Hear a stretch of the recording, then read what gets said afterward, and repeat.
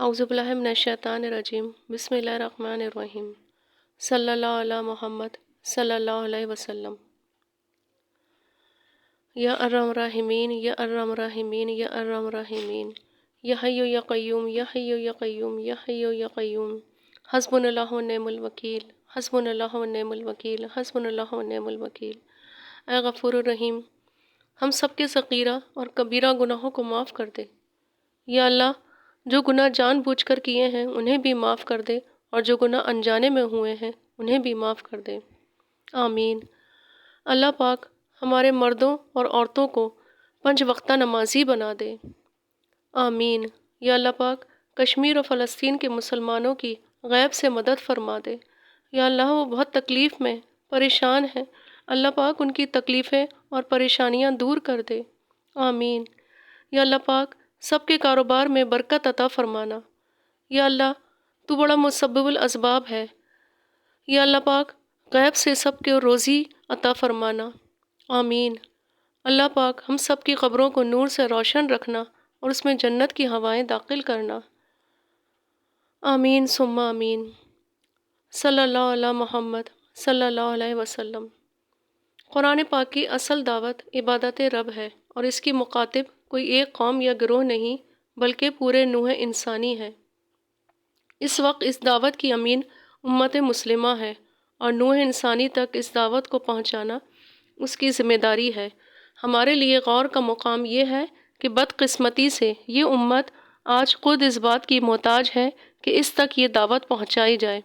چنانچہ آج ضرورت اس امر کی ہے کہ پہلے ہم خود اس دعوت پر لبیک کہیں، اس کے مطابق اپنی زندگیوں کو استوار کریں، پھر دنیا کے سامنے اس دعوت کے داعی بن کر قول و عمل سے اس کی تبلیغ کریں۔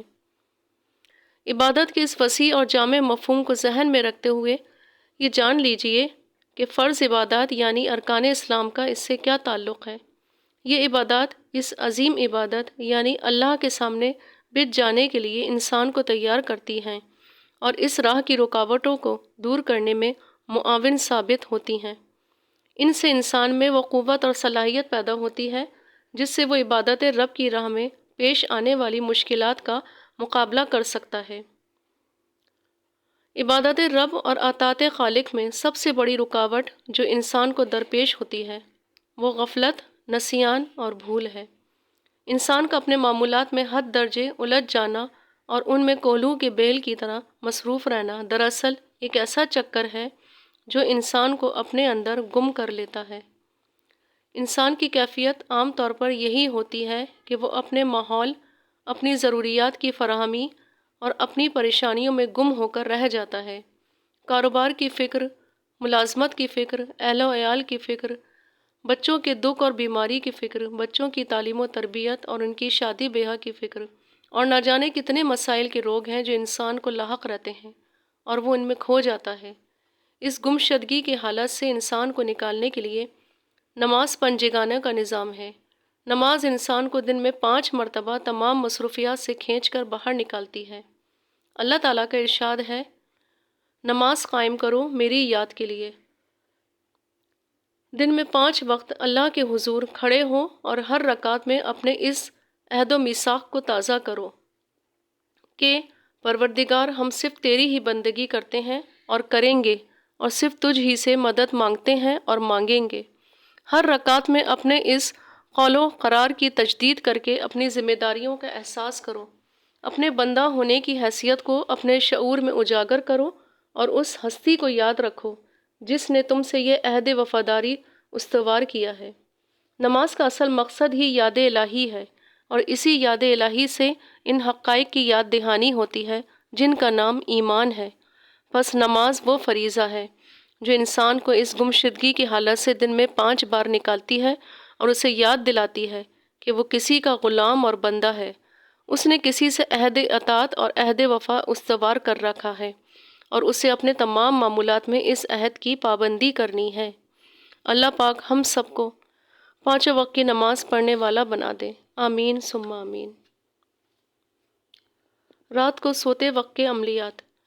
حضور اقدس صلی اللہ علیہ وآلہ وسلم نے ایک مرتبہ حضرت علی کرم اللہ وجہہ سے ارشاد فرمایا کہ اے علی رضی اللہ تعالیٰ عنہ، رات کو روزانہ 5 کام کر کے سویا کرو۔ نمبر 1، 4000 دینار صدقہ دے کر سویا کرو۔ نمبر 2، ایک قرآن پاک پڑھ کر سویا کرو۔ نمبر 3، جنت کی قیمت دے کر سویا کرو۔ نمبر 4، دو لڑنے والوں میں صلح کرا کر سویا کرو۔ نمبر 5، ایک حج کر کے سویا کرو۔ حضرت علی کرم اللہ وجہ نے عرض کیا، یا رسول اللہ صلی اللہ علیہ وآلہ وسلم، یہ امر محال ہے، مجھ سے کب بن سکیں گے؟ پھر حضور پاک صلی اللہ علیہ وآلہ وسلم نے ارشاد فرمایا کہ 4 مرتبہ سورہ فاتحہ پڑھ کر سویا کرو، اس کا ثواب 4000 دینار کے برابر ہے۔ سبحان اللہ۔ 3 مرتبہ قل هو اللہ پڑھ کے سویا کرو، اس کا ثواب ایک قرآن پاک کے برابر ہوگا۔ 10 مرتبہ استغفار پڑھ کے سویا کرو، 2 لڑنے والوں میں صلح کرانے کے برابر ثواب ہوگا۔ 10 مرتبہ درود شریف پڑھ کر سویا کرو، جنت کی قیمت ادا ہوگی۔ 4 مرتبہ تیسرا کلمہ پڑھ کر سویا کرو، ایک حج کا ثواب ملے گا۔